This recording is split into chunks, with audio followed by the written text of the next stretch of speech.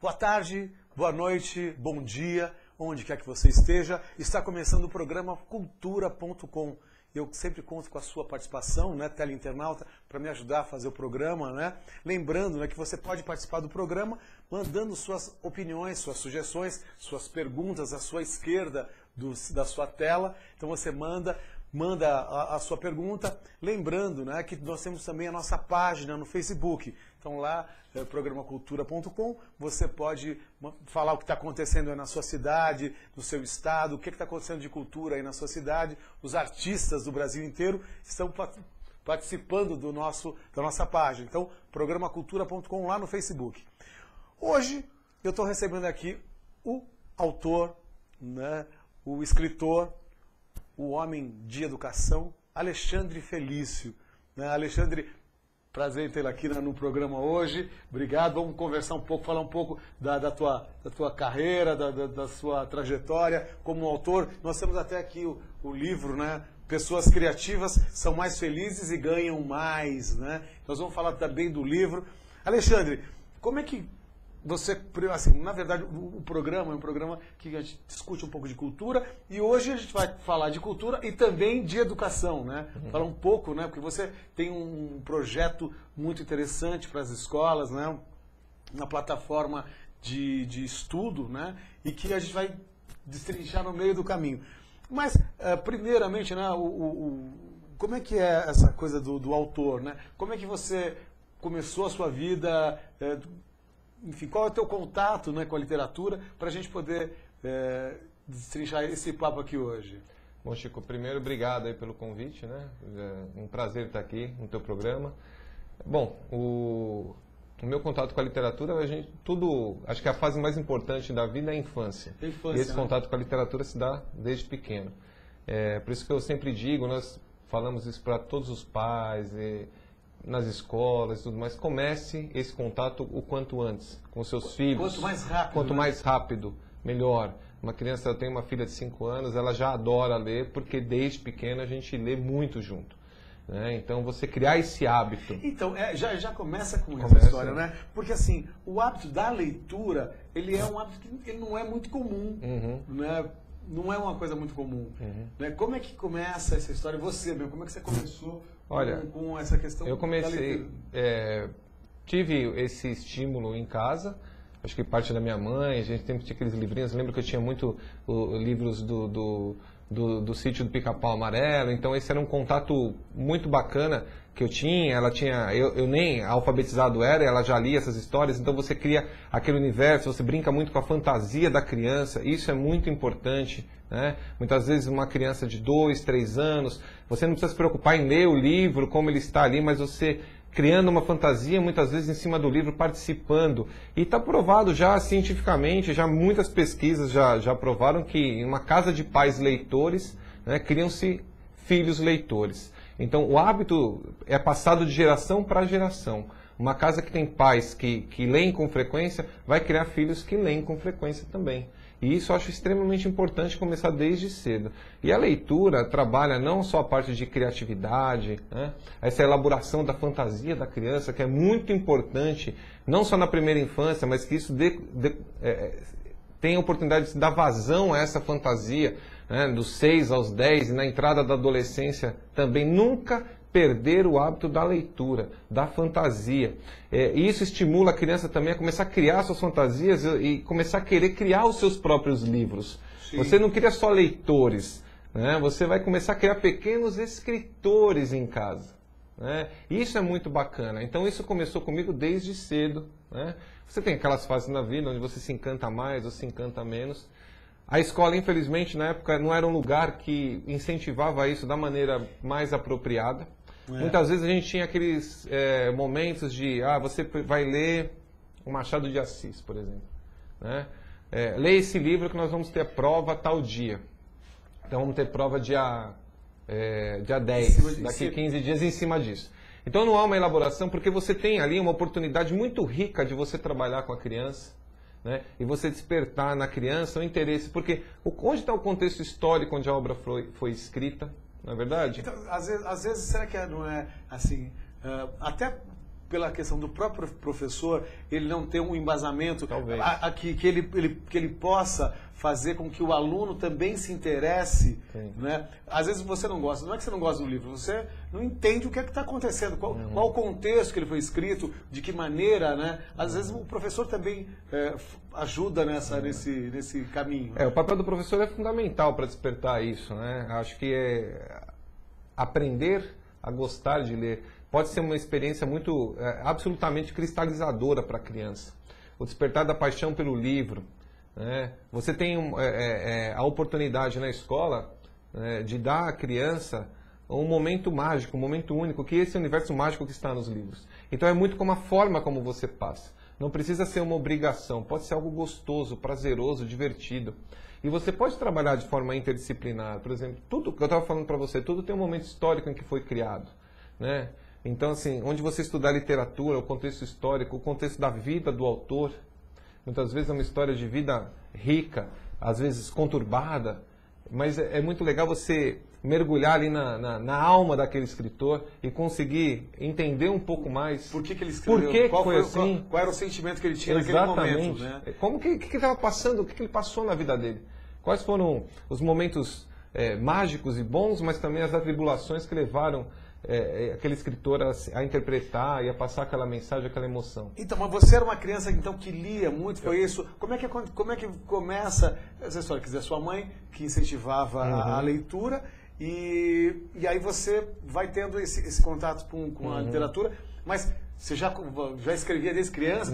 Como é que eu gostava muito de escrever histórias. Né? História. Tem uma vantagem, né? Eu era filho único, então o filho único ficava muito sozinho, então eu tinha que criar fantasia, tinha que criar, né, os seus mundos ali e tudo mais. Então isso já começava ali, né? Então eu tive esse... Não vou falar privilégio, porque eu passei a vida querendo ter irmãos quando era pequeno e tudo mais, né? Todo filho único quer ter, tanto que eu decidi ter duas, para não acontecer isso, né? Então, e tive essa oportunidade. Eu acho que a falta de estímulo na escola acabou me tirando um pouco isso, e depois voltou, né? Essa paixão pelos livros, por querer ler. Hoje eu falo, se eu estou sem um livro para ler, eu gosto de ler muitas coisas, não só romances, não só a literatura propriamente dita, mas eu gosto de ler muitos livros sobre marketing, sobre negócios e tudo mais, né? Mas se eu estou sem um livro para ler, isso parece que eu estou sozinho, parece que eu me sinto sozinho. Então é uma coisa que veio desde pequeno, né?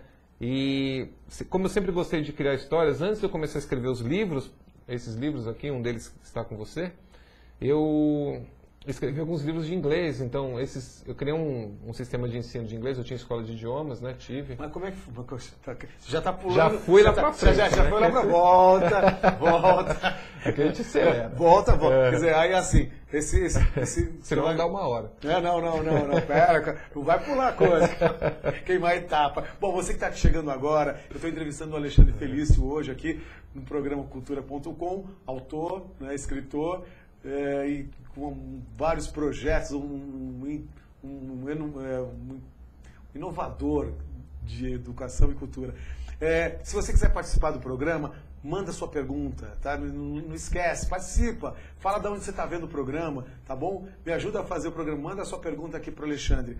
Inclusive, nós vamos falar do livro, né? Do livro dele, Pessoas Criativas São Mais Felizes, né?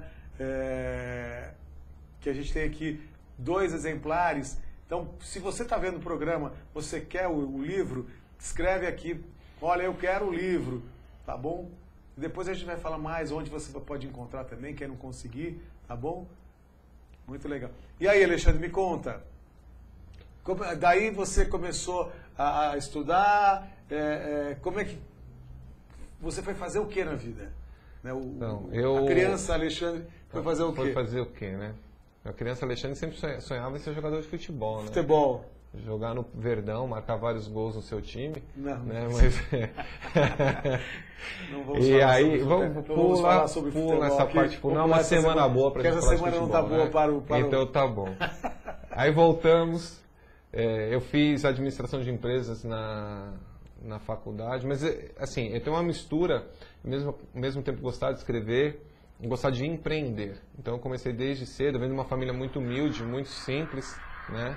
E a gente não tinha muitas condições, estudei escola pública a vida inteira, aí passei numa faculdade, fui trabalhar, tive que trabalhar, logo adolescente. Qual foi o teu caminho de profissional? Você foi trabalhar em quê? Trabalhar, eu fui fazer, numa escola pública técnica, eu fiz administração de empresas, então eu consegui arrumar um estágio lá, adolescente, na área de administração. Depois fazer um estágio na Ford, depois peguei a fase de exército, naquela época você não arrumava emprego em lugar nenhum, né? E aí eu depois fui trabalhar num banco, fui trabalhar com comércio exterior, mas aí eu descobri uma coisa que eu não queria fazer na vida. Trabalhar em banco. Trabalhar em banco, comércio exterior, burocracia, ficar atrás de uma mesa, aquela coisa, fazer todo dia a mesma coisa e tudo mais. Não, né? Mas é aquilo lá. Eu estava lá, procurei fazer o melhor ali que eu tinha que fazer, que eu acho que é isso que a gente tem que fazer na vida sempre, independente do que você esteja fazendo. Mas eu sabia que eu não estava sendo honesto comigo, então eu tinha que buscar aquilo que eu queria fazer. O sonho, né? O meu sonho, sair dali. Que a gente tem, né? Exatamente. Porque muitas vezes a gente acaba ficando desse jeito, Sim. né? Para ganhar dinheiro, né? A gente não faz o que gosta, né? Eu acho que a gente tem que... tudo tem o seu momento na vida. Eu era novo, tinha 20 anos e tal, mas eu tinha que buscar aquilo que eu queria, eu sempre soube disso.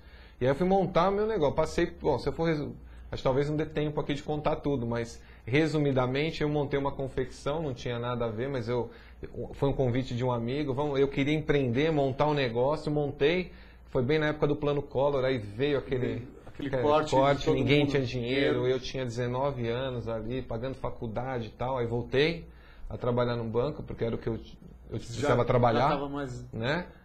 E aí foi passando, saí, arrumei outros lugares, trabalhei em alguns lugares bacanas. Mas é interessante que você... Tudo muito diferente do que você segue hoje, mas né? tudo uma experiência, porque assim, nada é um momento desperdiçado. Se a pessoa for inteligente, nunca você vai desperdiçar um momento, tudo você vai aprender.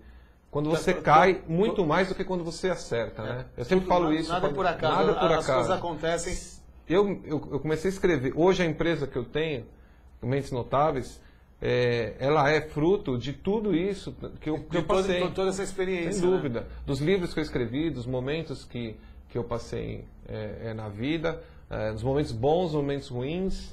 A hora que eu acredito muito nisso, né? A hora que a gente erra, a hora que a gente cai, a hora que a gente toma o tombo, é a hora que a gente tem que aprender. Né? Porque sempre é isso. Sem dúvida. Né?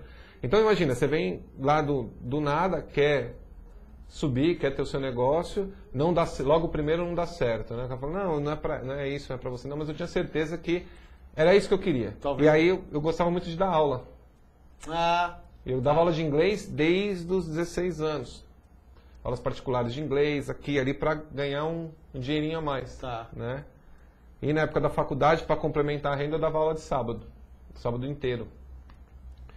E eu falei, moxa, eu gosto muito de fazer isso. De dar aula. De dar aula de inglês. Gosto muito.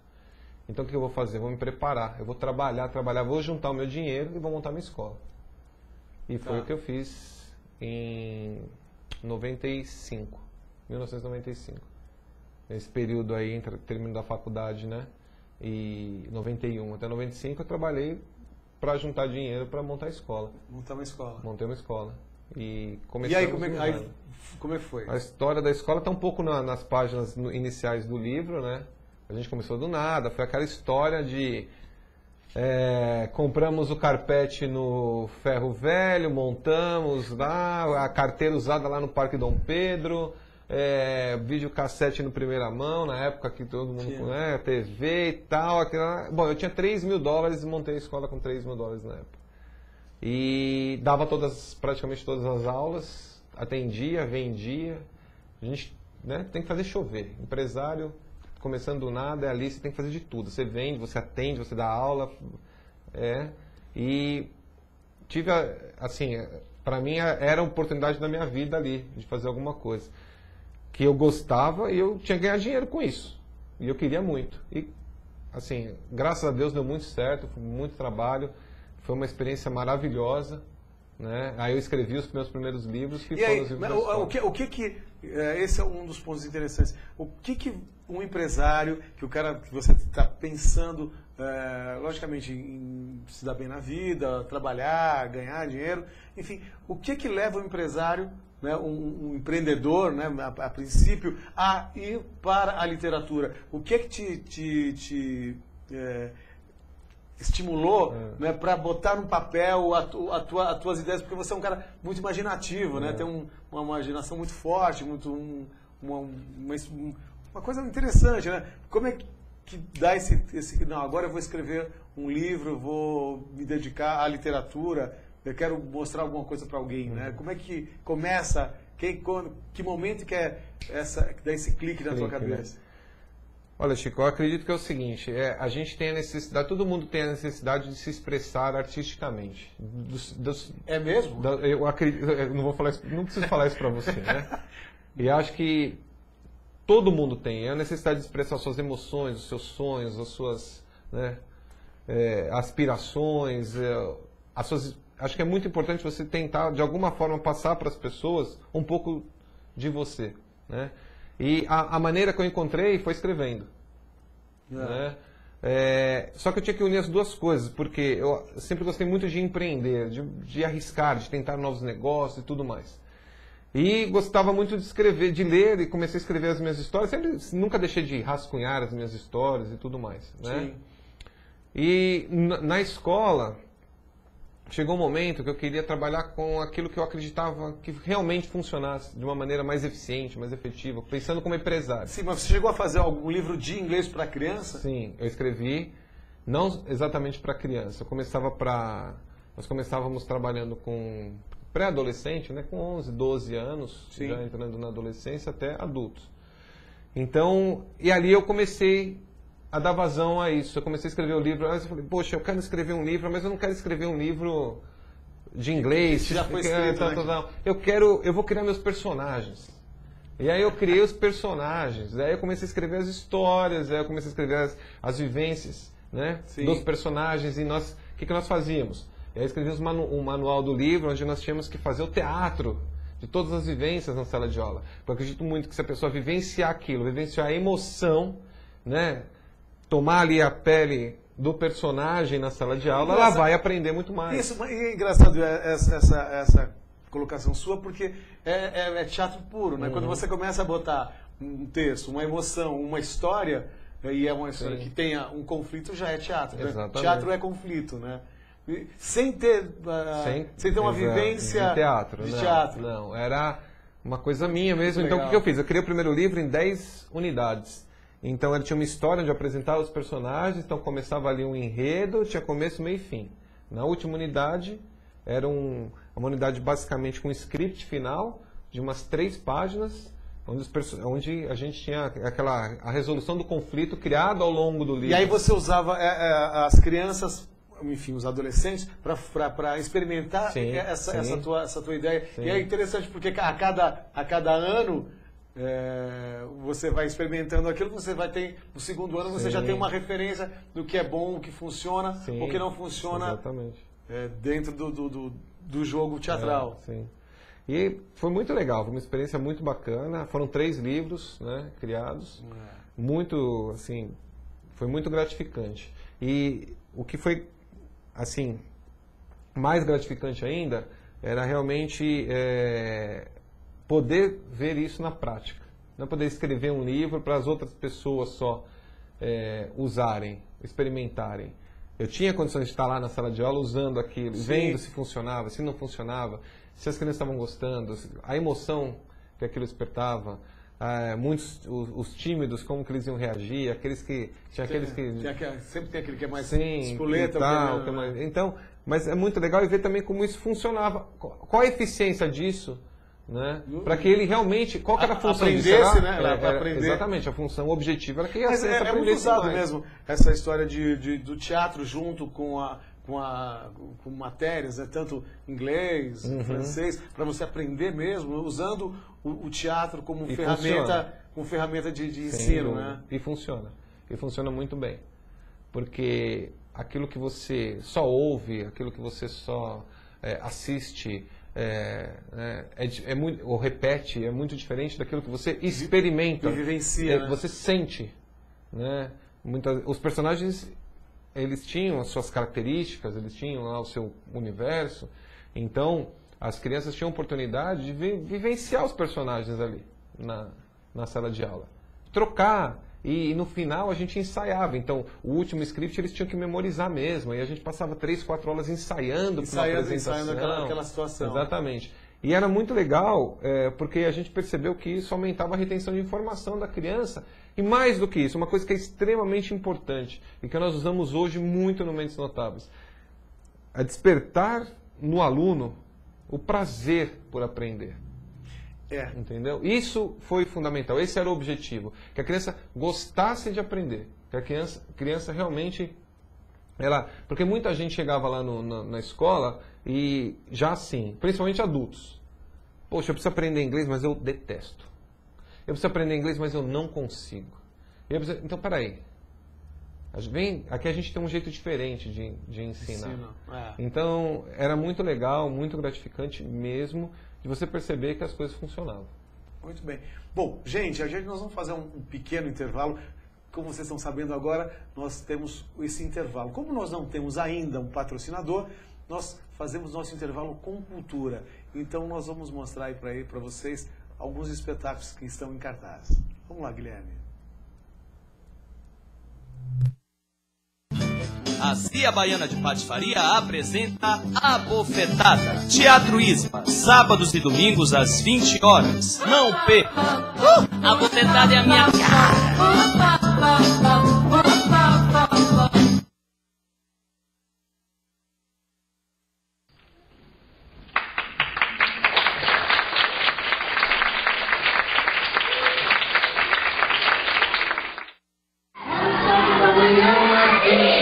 Uma menina com tamanho, era roupa no salão, e água no cantinho, como o pó, peixe vivo, se prepara como o pó, peixe vivo, se prepara o anel que tu me deste é simples e quebrou, o anel que tu me tinha.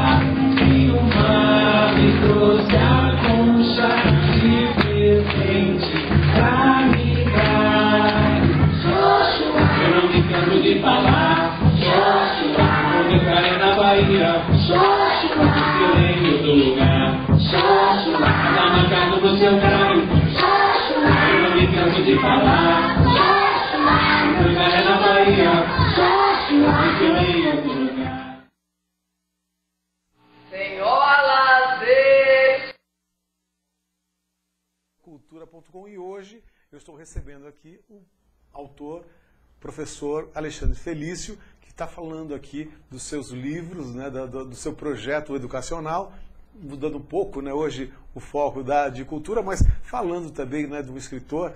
E lembrando que você pode participar do programa, mande as suas perguntas para a gente, tá bom?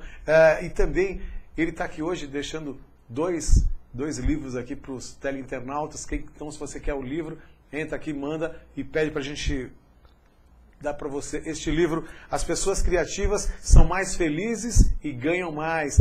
Falando em criatividade, Alexandre, eu achei uma das coisas que você colocou no bloco anterior sobre essa questão do prazer em estudar, né? Porque o que a gente vê, que é muito comum, é que a criança não gosta da escola. As pessoas elas só vão entender a importância que a escola tem depois que elas já ficam mais velhas. Por que a gente tem essa negação da escola? Qual é, no teu entender, o que faz isso? Por que a gente tem desse jeito? A pessoa ela fica muito feliz quando ela não tem aula, quando ela mata a aula, né? Como é que é isso, Alexandre? Me conta aí, do teu olhar de professor, né, você estava falando do prazer, né, que você fazia usando o teatro para dar aula. Me conta um pouco dessa resistência que as pessoas têm a estudar. Eu acho que a criança não gosta ela gosta muito de ir para a escola, até um certo ponto. Se você pegar uma criança... Até a página 1. Até um certo ponto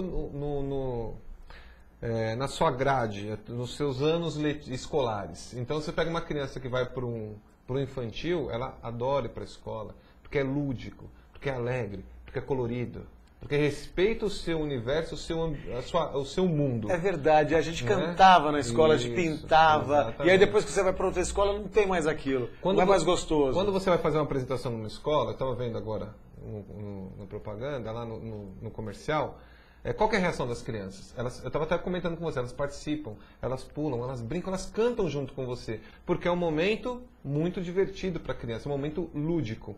Eu acho que o que é muito importante é você respeitar um pouco o mundo da criança, esse universo. A criança ela é extremamente curiosa, a criança é extremamente criativa.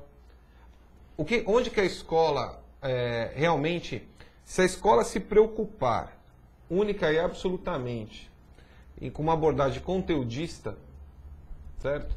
Ela perde o outro lado. O lado onde você tem que trabalhar as habilidades da criança, onde você consegue desenvolver a criatividade, a liderança, o empreendedorismo e todos os talentos que essa criança tem naturalmente. Que não é estimulado, normalmente não é estimulado isso, né? Infelizmente. Esse talento, essa liderança, empreendedorismo não é uma coisa que é... Mas por que não é? Eu acho que hoje a gente já tem um início de uma mudança de mentalidade, de abordagem nas escolas, em algumas escolas, né? Nós observamos isso. Infelizmente, ainda estamos longe do ideal no setor público em muitas coisas. A gente está travando uma batalha muito grande ainda, né? Está longe de um resultado satisfatório para aquilo que a gente... Se você quer buscar uma excelência na educação, existem ótimos profissionais trabalhando, com muito empenho, muita vontade, mas a gente ainda está muito longe do ideal, muito mesmo.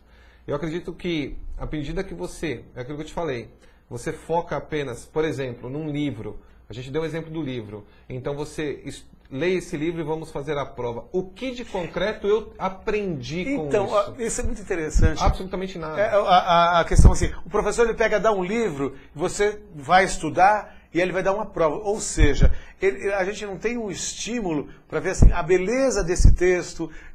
Não, você tem uma prova, você vai ser avaliado. Quer dizer, isso acaba... Por que eu preciso avaliar o aluno? Para que a necessidade? Existe realmente uma necessidade de eu avaliar? Não seria muito melhor haver um projeto em cima do livro, uma discussão, um trabalho interdisciplinar? Se tivesse talvez um debate entre a sala de aula, um debate falando sobre este livro, falando sobre essa questão, né? Talvez as pessoas fossem ler muito mais. Muito mais. Despertar a curiosidade do leitor, da criança. Porque ele gostava de ler. Você pode ter certeza que se você pegar uma criança com 2, 3 anos e pegar os livrinhos infantis e ler para essa criança, ele vai adorar.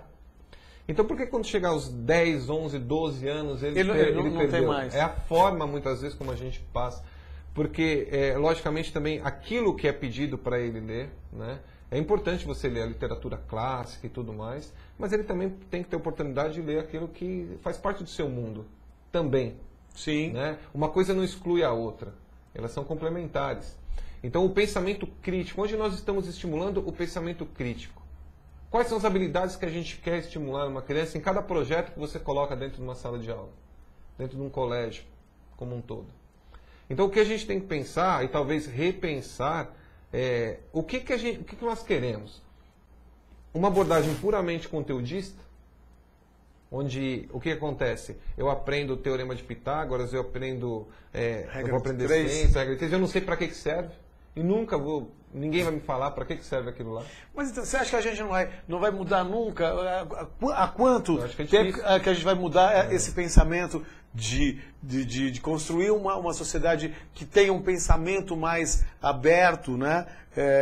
Para que a gente possa modificar esse olhar na educação, E a gente até sente muito isso, né? Em cultura, né? Porque a gente tem um público muito grande, no caso, né? Quando a criança é pequena. Agora, quando ele passa para a adolescência, ele não quer mais ir ao teatro. Né? Ele já acha uma coisa chata, ele só vai voltar ao teatro na idade adulta. Então, essa fase de criança para adolescente, a gente fica com um hiato aí de comunicação, um hiato de interesse, talvez seja uma nova preocupação que o adolescente tenha, uma nova descoberta, e hoje ele tem uma informação muito grande, né? Então a gente passa um pouco. Mas aí eu queria conversar mais ainda com você sobre a questão de você, quando você começa a escrever seus livros e quando você chega a esse ponto, né? Hoje você criou essa plataforma, né? Que são os Mentes Brilhantes, Mentes Notáveis, que você cria um novo conceito, está criando um novo conceito, e por isso que eu te trouxe ao programa, para a gente destrinchar essa questão, né? Da onde vem essa ideia e como é que é esse projeto, para que assim, mais pessoas possam também utilizar, conhecer. O Mentes Notáveis, ele veio dessa ideia mesmo de toda um pouco dessa inconformidade, né, desse questionamento, dessa inquietação, e com um objetivo e uma missão de contribuir efetivamente para que a gente possa realmente ter um novo formato. Ele é um sistema de ensino digital complementar, então hoje nós estamos em muitas escolas, em prefeituras, sempre de forma complementar àquilo que a escola trabalha. Então, nós entramos num colégio, entramos numa prefeitura para enriquecer, né? Então, é uma plataforma onde a criança, o pai, por exemplo, se eu falar do pai antes de falar da criança, o pai tem acesso a relatórios, ele sabe o que a criança fez, o que a criança não fez, como que ele está indo, ele compartilha com as conquistas da criança ali, o professor acompanha todo o desenvolvimento da criança, todo, porque é online. Então a criança pode entrar de sábado, domingo, segunda, feriado, pode estar no Brasil, no Japão, na Itália, na Bahia, onde a criança estiver, ele tem acesso. Você leva a sua escola para onde a criança estiver. E como a gente falou muito do prazer em aprender, no prazer em tudo que você faz na vida, acho que você tem que fazer com amor, com alegria. E estudar pode ser também algo feito com amor, com alegria, né? Então, a gente pode despertar essa paixão na criança pelo conhecimento. Quais são as habilidades que a gente precisa? Tem uma criança hoje, Chico, de 7 anos num colégio. Quando essa criança vai estar formada? Se ele está indo, se há algum dono de escola, algum professor de primeiro, segundo ano, no ensino fundamental, terceiro nos assistindo, ele pensar junto comigo, né? Essa criança vai estar formada quando? 2028, 2030? A gente sempre fala lá, como é que vai estar o mundo em 2028, 2030? A gente não tem a menor ideia, as coisas mudam tão rápido. Tudo está muito rápido. Tudo muito rápido, e vai ser cada vez mais rápido. A informação, né, que hoje a gente vê, ela é muito rápida. Você pensar um tempo atrás, você já não tinha, 20 anos atrás, você não tinha internet. Né? Você já não tinha internet. Quer dizer, essa geração, ela já chega com uma internet. Hoje ela sabe, ela nasce, ela já está mexendo no computador, né? Ela exatamente já isso. Vai, né? E hoje é tudo muito rápido, uma informação. Acontece uma coisa lá no Rio de Janeiro, lá na praia do Rio de Janeiro. Você já está sabendo em 2 minutos. Em 2 minutos você já está sabendo aqui. Né? E como que você pega, você falou um ponto muito bem, né? Eu estava falando o seguinte, essa criança vai chegar no mercado de trabalho em 2028, 2030. Não só com qual nível de conhecimento e cultura, mas com quais habilidades, o que ela vai precisar. A gente sabe que a criança vai viver num universo onde ela precisa ter uma alta capacidade de resolução de problemas, agilidade, adaptabilidade, né? Um raciocínio lógico, apurado, capacidade de se comunicar, se expressar muito. Isso são, se essa criança quiser se dar bem, seja lá qual for o ramo, e a gente não sabe nem quais são as profissões que serão mais o que vai ser hoje, o que vai ser, não existem ainda. Porque há um tempo atrás, quando eu era menino, o grande sucesso era você ser metalúrgico, né? Passou um tempo, o grande sucesso é você ser eletrônico. Deu certo ser metalúrgico. Né, eletrônico. Aí depois teve alguns metalúrgicos que se deram super bem, né? E aí você tem hoje a computação, enfim, é quase a profissão, a UTI, não UTI, né? A TI é a profissão hoje do momento. E daqui 20, 30 anos a gente não sabe O que exatamente nós temos que mudar com qual relação vai a ser isso? a profissão, né? Tecnologia, por exemplo. A criança hoje, a maioria ainda, ele é um agente passivo dessa revolução lenta e silenciosa.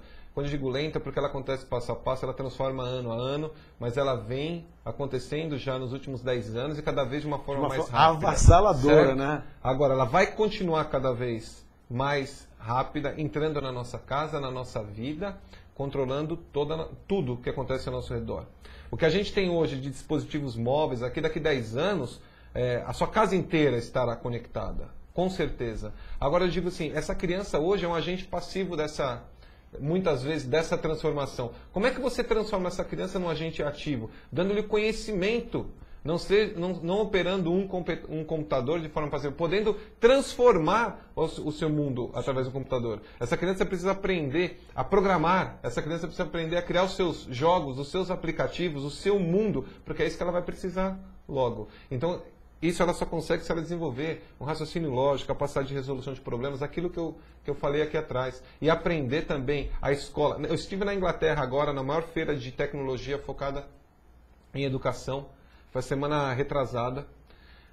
E nas escolas da Inglaterra, a partir de agora, julho, porque lá o ano letivo começa agora no meio do ano, todas as escolas precisam ensinar programação para os alunos. Todas as escolas. Programação. Mas é de uma forma basicamente intuitiva. O Mentes Notáveis começará, todo colégio que estiver no Mentes Notáveis, a partir do meio do ano, também estará ensinando programação para suas crianças. É de uma forma intuitiva, um passo a passo, com calma, bloquinhos, joguinhos, até a criança começar a escrever os seus códigos. Isso demora, um processo lento. Certo? Ô Alexandre, mas me diz uma coisa, você acha que, seguindo por esse pensamento, a gente pensar numa sociedade daqui a 20, 30 anos, a gente vai ter só gente ligada a um computador? Como é que vai ser, no teu entender, né? A gente não tem uma bola de cristal, mas como é que vai ser a sociedade? As pessoas vão fazer o quê? Nós não teremos mais trabalhos manuais? Como é que você imagina isso? Nem eu imagino, eu não sei como é que vai ser daqui. Vamos usar nossa capacidade de imaginação, porque é o que a gente pode fazer. Vai fazer, né? Eu imagino que cada vez mais o trabalho ligado à inteligência e até a inteligência artificial, que os computadores chegarão lá, não muito distante daqui, a programação, a ligada à tecnologia, ele vai ganhar cada vez mais importância. Agora, você não imagina, por exemplo, e isso que tem que ficar claro, vamos pegar na área de educação, os professores. O papel do professor muda e se torna, na minha modesta opinião, mais importante ainda. Porque antigamente, você estava numa sala de aula, vamos pensar numa sala de aula da minha época, da sua época, da nossa época, o professor estava lá, na frente, ele era o único detentor da informação. Hoje ele não é mais. Hoje você tem informação na internet, nos livros, o acesso a essa informação é muito maior. Então a criança tem a informação, o estudante tem acesso à informação, o estudante universitário tem acesso a muito mais informação. Então o professor não é mais o único detentor da informação. E agora, o que eu faço? Então ele se torna o quê? Um mediador, um facilitador. Por exemplo, no Mentes Notáveis, toda criança recebe um relatório individualizado. E aí entra algo absolutamente enriquecedor no processo. Eu estou numa sala de 30 alunos, eu tenho 30 pessoas diferentes, 30 seres humanos diferentes. Cada um aprendendo de forma diferente, num ritmo diferente.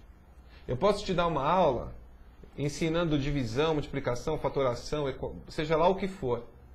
E eu como professor, falo o seguinte: quem entendeu? Normalmente todo mundo balança a cabeça, fica com medo, que não entendeu e tal. Mas vamos supor, numa aula, numa sala, você tem 20% de alunos que têm facilidade de matemática, aprendem muito rápido. 20% que tem muita dificuldade. Né? E você tem ali 60% que estão na média. Tá? Como é que eu trato isso numa sala de aula? Como é que eu lido com esses 20% aqui que estão com muita dificuldade, ao mesmo tempo que esse aqui já aprendeu, e se ele ficar sem fazer nada, ele vai começar a tacar papel na cabeça do vizinho. E hoje está bem assim, né? Como é que vai ser dividido, né? Aquelas pessoas que são ligadas, que são de exatas, aqueles que são de humanas, né? Como é que hoje esse professor trabalha? Como é que ele faz? Então, O que eu acredito, Chico, é assim, você tem que individualizar o atendimento. E é isso que nós fazemos. Essa criança tem dificuldade. No Mentes Notáveis, o professor entra lá, ele vê qual a dificuldade da criança e ele elabora um plano de aulas, de módulos, de matéria que aquela criança precisa, determinando ou seja, uma coisa muito mais individualizada. Individual. Eu vou trabalhar a dificuldade daquele aluno, ao mesmo tempo que eu tenho aquele ótimo aluno que não posso esquecer, não posso pensar em trabalhar só. E o ótimo aluno, não pode ficar de lado. Eu preciso estimular esse ótimo aluno, eu preciso desafiar esse aluno. É isso que e todo ser humano gosta disso, de desafios, que esteja à altura da tua competência, mas que seja um desafio. Você possa dar um próximo passo e perceber que você está crescendo, evoluindo. A criança não é diferente. E aí que a gente resgata o prazer pelo aprendizado. E aí que a criança começa a entender, poxa, pode ser gostoso aprender, e deve ser gostoso. Se você entrar no Mentes Notáveis, você vai ter jogos, você vai ter videoaulas extremamente animadas, engraçadas, que passam todo o seu conteúdo. Você vai ter provas, são avaliações que o professor passa de acordo com o nível da criança. Você vai ter a criança, só que é tudo gamificado. Então a criança ela ganha insígnia, a criança ela ganha seus castelinhos, ela ganha suas estrelas, ganha seus pontos. Tem a rede social entre as crianças controlada. Esse é o mundo das crianças, porque você falou, a criança tem o seu tablet, a criança tem o seu... Aí chega na sala de aula, tem um giz, e o professor, desprovido de recursos, como que ele capta a atenção e segura a atenção de todas aquelas crianças ali? E esse é o que a gente veio. Por isso que surgiu o Mentes Notáveis. Contribuir, dar ferramentas para professores e para alunos estarem no mesmo mundo. Existe aquela velha frase, né, que diz que a escola é do século XIX, os professores do século XX e os alunos do século XXI. Porque aí penso, vamos colocar todo mundo no mesmo século. No mesmo patamar, né? Exatamente. Bom, Alexandre, nós vamos fazer mais um intervalo, né? E daqui a pouco nós voltamos com o Alexandre Felício. Senhoras e senhores, com vocês, a Internacional Banda Bola do Bubo! Ritmi-Tanchi! Havia um jovem ali na Turquia, trabalhava à noite e dançava de dia. Havia um homem aqui no Brasil que tinha um talento que nunca se viu. Havia mulher, também de Pajão, cujo ouvido era um japatão. Cantava as valsas com a Clara da Alta, atadas caravas da Nassavassá. Se você não entendeu o que eu disse, vai então assistir ao espetáculo Hora do Bumbo, o musical. Sagoni, você está com ciúmes de mim, minha cara? Ciúme, meu! Imagina ciúme! Eu tô completa pra ir pro concurso. Cadê o concurso? Vamos logo pro concurso. Nós temos que ir pro concurso de banda. Mas a gente nem sabe onde é esse concurso. Venha ao Centro Cultural São Paulo, Sala Jardel Filho, às 16 horas, todo sábado e domingo, até o dia 2 de março. Todos estão prontos? Sim! Então vamos!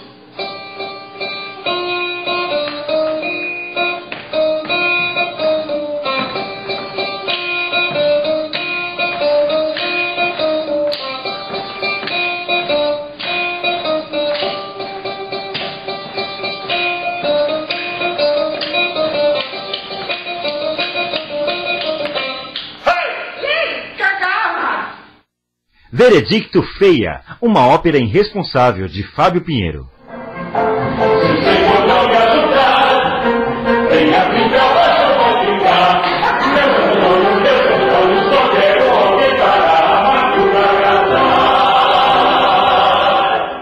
Eu acho que eu vou convidar um churrasco com os amigos. Olha só o programa, ele vem um convite. Mas depois ele falou assim, pensando bem, eu vou virar vegetariano. Eu vou te levar pro mato e comer. O mato! Onde é que tá a fofa da mulher? A mulher sou eu que fazer. Com prazer, querido, você. Essa aqui é a Carminha. Ela é bonita, mas nós somos 4 com meu irmão. As pessoas dizem que ela é mais bonita do que eu. Eu não acho, o seu Anastácio é verdade? Muito prazer, meu filho, muito prazer. Apesar de prazer, é muito mais caro. O João nasce, a bicicleta o lobo, e o osso manda.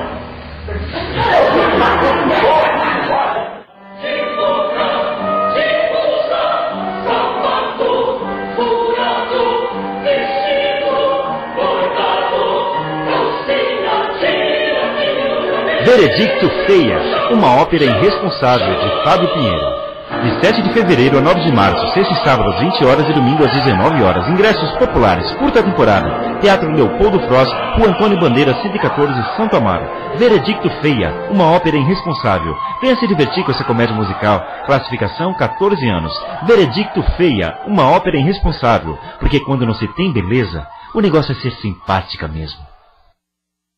É isso aí, agora nós temos comerciais aqui no programa, cultura.com. E você que está chegando agora, hoje eu estou entrevistando o professor, o autor Alexandre Felício, que está falando aqui sobre educação e cultura. E nós temos algumas perguntas, eu queria agradecer a você, teleinternauta. Então, se você quer participar, manda a sua pergunta aqui do lado esquerdo da sua tela, você participa aqui junto com a gente. E o Charles de São Bernardo, ele diz assim, muito bem observado, isso ele está falando já do começo da entrevista, muito bem observado, as crianças que leem têm facilidade primeiro nas redações na escola e muitos sabemos que começa aí um grande escritor. Boa tarde. Né? Obrigado, Charles, eu concordo plenamente, eu acho que se eu tivesse que deixar um recado aqui para os pais, como eu também sou pai, tenho 2 meninas e assim... Faça um esforço, para mim não é nenhum esforço, se você gosta de ler também não será, de ler para o seu filho todos os dias. Seja um pequeno livreto, um livrinho, uma história, uma fantasia. E na falta de um livro, crie uma historinha da sua imaginação, da sua cabeça com seu filho todos os dias. A Lilian, de Santo André, pergunta, você já tem filhos? Como você educa ele em relação à internet? Boa, Tenho né? 2 meninas. Eu acho que isso é uma preocupação muito grande, é uma preocupação nossa até na criação do sistema. É um sistema, no nosso, totalmente seguro, tão fechado, moderado, as mensagens pré-programadas. Eu acredito que tudo na vida é uma questão de equilíbrio. E a utilização da internet é uma coisa que está aí e a criança, ela vai despertar a curiosidade da criança, ela vai querer usar.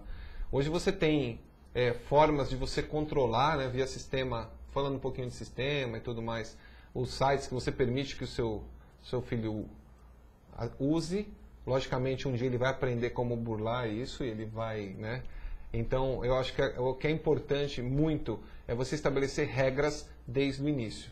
Quantas horas o seu filho pode usar por dia internet? Porque se ele usar de forma moderada e se ele usar de forma inteligente e equilibrada, só vai fazer bem. Deixa eu até... Continuando na mesma resposta que você está dando aqui, a Flávia de São Paulo quase que ela encaixa a pergunta. O que você acha que a internet ajuda mais, o desenvolvimento de uma criança? Ou a vida de campo, sem muita tecnologia, atiça mais a criatividade? Ou seja, a tecnologia e a vida mais sem a tecnologia. Isso ativa mais a criatividade, menos? Qual é a tua opinião sobre isso? Eu acredito que não tem como fugir. A internet está aí, faz parte do mundo das crianças. Se você der um tablet para o seu filho tiver um smartphone, ele vai entrar nos joguinhos, ele vai querer jogar. E já está comprovado cientificamente que jogar, por exemplo, games desde pequeno ajuda no desenvolvimento cognitivo. É isso que eu ia falar assim, isso já está comprovado, faz bem para a criança. O importante é que tem um equilíbrio. Ele tem um momento de jogar o seu game, tem um momento de usar o tablet para jogar, ele tem um momento para se divertir ali, para jogar bola, mas ele não tem que perder, não pode deixar de ter estes momentos de troca da relação humana, do contato, de brincar de futebol, de pular corda amarelinha, de ir para a rua, brincar de mergulhar na piscina, de ir numa piscina, um clube, sabe? Empinar uma pipa, tudo isso tem que fazer parte, dentro da realidade de cada um. A gente sabe que hoje em dia é mais difícil do que a criança, né? De hoje ela está mais confinada dentro de um prédio, né? Sim, sim. Mas os pais acreditam que assim, que não devam perder esse momento de ter esse contato com a natureza, enfim, de né? forma alguma. Não pode ser. Às vezes hoje você vai num lugar, a criança ela não quer correr mais, ela está no tablet, né? Ela não tem mais esse... Olha, Chico, o que eu acho é o seguinte, os pais se preocupam muito e tem que lembrar de uma coisa que é importante, toda criança precisa. E virou uma palavra meio, às vezes, condenável no mundo, né? Mas a criança precisa de disciplina. A criança precisa de limites. Sempre. Toda criança precisa de limites claros. e precisa de disciplina. Então, se o seu filho estiver usando 10 horas de internet por dia, 6, a responsabilidade é dos pais. Isso tem que ficar muito claro. Então, nós, como pais, não podemos deixar isso acontecer. A responsabilidade é nossa. É isso aí. E as perguntas continuam aqui. O Gilson de Mairiporã, né? Você é um cara muito batalhador. Parabéns, você está dando... Obrigado. Muito obrigado. O Gilson de Mairiporã. Vamos ver aqui. São Gonçalo. A Tina de São Gonçalo, Rio de Janeiro. Me interessei pelo livro. Então a gente manda a Tina aqui o teu endereço para mandar para você o livro. O livro Pessoas Criativas São Mais Felizes e Ganham Mais. Tá bom? Deixa eu ver aqui. O Tiago Baitolesco, de São Bernardo do Campo, ele fala assim, fale um pouco mais sobre o Mentes Notáveis. Como é que é esse projeto? Se você puder falar um pouquinho, nós já estamos quase com o tempo esgotado aqui, mas se você puder falar um pouco mais do Mentes. Eu vou deixar um endereço. Quem quiser conhecer o Mentes Notáveis, acho que a melhor forma é você entrar no nosso site www.mentesnotáveis.com.br. Lá você tem muitas informações. Quem quiser, os pais que quiserem conhecer com seus filhos, donos de colégios, professores, faça um cadastro lá, você terá 10 dias para utilização, deixa com a gente o seu contato. Lá há exemplos de jogos, de atividades, de provas, todo o sistema. Você pode assistir um vídeo que conta como é que funciona lá o Mentes Notáveis. Então, assim, o Mentes Notáveis, eu garanto para você que está aí, que é da área de educação, que é professor, dê uma oportunidade para a gente poder levar esse projeto até a sua escola, até a sua sala de aula, para que você conheça. É um projeto inovador no Brasil. Onde nós estamos e entramos, as crianças ficam encantadas e é uma parceria que a gente fecha com a escola, realmente para poder dar essa ferramenta para você enriquecer o seu dia a dia. E a gente continua, e agora começou a bombar aqui as perguntas de professores mesmo. A Cíntia de São Paulo, como o professor pode fazer seus registros sobre os seus alunos? O Mentes Notáveis me ajuda nisso? Nós temos ali no Mentes Notáveis todo um sistema de gerenciamento para o professor. O professor ele pode entrar, ele tem todo o controle de tudo que seus alunos fazem, absolutamente tudo. E ali ele pode, através dos relatórios, sempre deixando claro para os professores, são relatórios intuitivos, é fácil de você chegar, pegar informação, visualizar os alunos que estão com dificuldade, o sistema gera alertas para você. E ali você pode tomar as suas decisões indicando missões para os seus alunos, de acordo com o nível de dificuldade, você escolhe a matéria. E se você tiver um aluno, por exemplo, do 3º ano, que está com dificuldade de matérias anteriores, de 2º ano, que ele ainda carregou essa dificuldade, você tem a opção de ir lá buscar no sistema uma matéria de 2º ano. O professor tem uma autonomia muito grande para definir o que o aluno precisa naquele momento.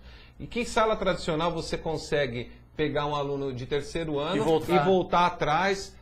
Não tem como. Então o Mentes Notáveis veio para isso, é uma plataforma absolutamente inovadora, algo que não existe no Brasil igual.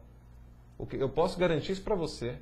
Então o professor ele tem essa possibilidade e ele faz lá, respondendo a Cíntia, o registro de tudo que acontece, né, com os alunos na sala de aula, e os pais acompanham tudo isso no seu login e senha, com o seu login e senha. É uma interface que, além de tudo, melhora muito a comunicação entre pais e escolas. Escola e professor, né? Dá para ter um acompanhamento. Eu queria que você desse de novo como é que te encontra no Mentes Notáveis, o site, como é que... Bom, logicamente que o Alexandre está na nossa página do programa Cultura... O que é? Você ainda não está na página do programa Cultura.com. O que você está fazendo? Você não tá... Nós já estamos chegando a quase 7.000 pessoas lá. Então, o Alexandre é um desses quase 7.000 que está lá, o Alexandre Felício. Você pode encontrar com ele no Facebook ou pelo site. Portal. Pode mandar um e-mail, alexandre@mentesnotáveis.com.br, ou você entra lá no nosso portal, www.mentesnotáveis.com.br. E já está funcionando, o portal já está aberto, enfim, para professores. Já está funcionando, nós já estamos em muitas escolas aqui na Grande São Paulo, já, como eu disse, funcionando em prefeituras. Os professores podem entrar, conhecer um pouco mais, precisando de algum esclarecimento, entre em contato. Além do que, nós podemos mandar uma equipe, né, os nossos consultores, até você, para esclarecer, para tirar dúvidas, para conversar aí na sua escola, sem nenhum compromisso, para que você conheça esse projeto. Vale a pena conhecer o projeto.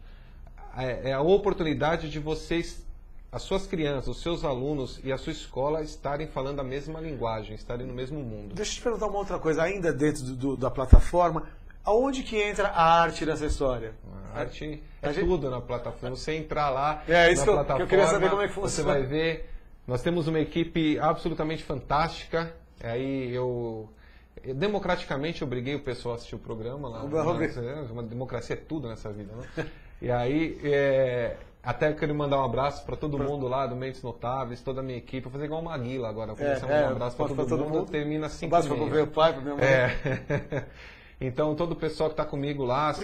Eu vi que tem são 45 pessoas hoje lá no escritório, trabalhando muito. Fazendo desenvolvendo. Projetos, mas aí tem até projetos também de teatro, desenho, esse desenho animado, que a criança ela vai brincando, ela vai tendo uma brincadeira também, não perde a ludicidade. Não, o Mentes Notáveis é absolutamente lúdico.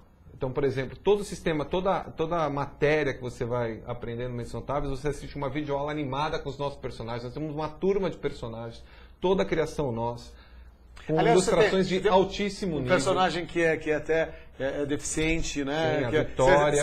Você tem uma preocupação também nesse sentido de inclusão, né? Sim. Que a gente está falando muito hoje isso, né? Exatamente. Um trabalho... Nós temos uma preocupação muito de passar valores, né? De fazer um trabalho muito forte ali, falando sobre relacionamento, sobre família, sobre ética. Hoje fala-se muito de bullying. Tudo que a gente desenvolve lá, existe sempre essa temática dos valores envolvidos. Então a criança vai assistir animação, ele vai jogar, são jogos criados por nós, ele vai ler livros, e livros de altíssimo nível. Tá? Então, assim, tudo que é feito com muito carinho, e a arte está em tudo aquilo lá. Desde a concepção de um roteiro, um abraço aí para as minhas queridas roteiristas. As roteiristas. Né? Então, o pessoal, os ilustradores ali. Se eu não mandar um abraço aqui para o pessoal de Rio Grande da Serra, o pessoal fala assim, tem metade da empresa lá de Rio Grande da Serra, existe uma gangue lá de Rio Grande da Serra, que a gente, né? E eles estão lá, então um grande abraço. Então, para a Cláudia, para o pessoal ali do administrativo, a Magda RH, a Aline... E está caminhando tudo, né? Tudo. Todo mundo aí, então o Chico não vai deixar eu dar um abraço para todo mundo porque não vai dar tempo. Então um abraço para todo mundo, programadores, animadores, ilustradores, a todos vocês. Não só um abraço, Chico, mas é o meu muito obrigado pela dedicação do pessoal, porque nós estamos construindo o melhor portal de educação desse país. Não, eu acho que esse programa ele abre esse espaço porque eu acho muito importante que seja dado o devido valor à cultura mesmo, à educação, porque só assim a gente muda um país e a gente visitando lá o escritório, assim, gente muito empenhada em conteúdo, que eu acho que esse é o grande salto que a gente vai ter que dar nesse país, que é ter conteúdo, ter cultura, a gente ter educação, para que as coisas não aconteçam como acontece neste país, né? Alexandre, nós estamos terminando o programa, eu queria que você fizesse suas considerações finais. Eu já de antemão vou te agradecendo a presença aqui hoje. O teleinternauta é todo seu.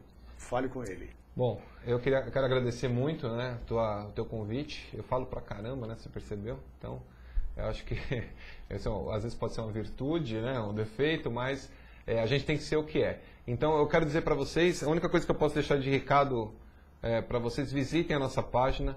Tudo que nós fazemos, e vocês vão perceber, é feito com muito carinho. É feito realmente no intuito de contribuir efetivamente. E nós consideramos que o nosso cliente final sempre é a criança. Então a gente brinca muito lá, que a gente quer encantar essa criança, realmente despertar a paixão por aprender, por descobrir esse mundo de conhecimento mesmo. E pode ser apaixonante, é muito edificante. Então é muito bacana, nós temos muitos testemunhos, nós temos vídeos dos colégios que nós atuamos, com as crianças vibrando, brincando, aprendendo com Mentes Notáveis. é algo transformador. Então a nossa satisfação, e o que eu posso dizer para você, seja lá o que você faça na sua vida, faça aquilo, né, pelo qual você realmente é apaixonado. E isso não tem preço. É isso aí.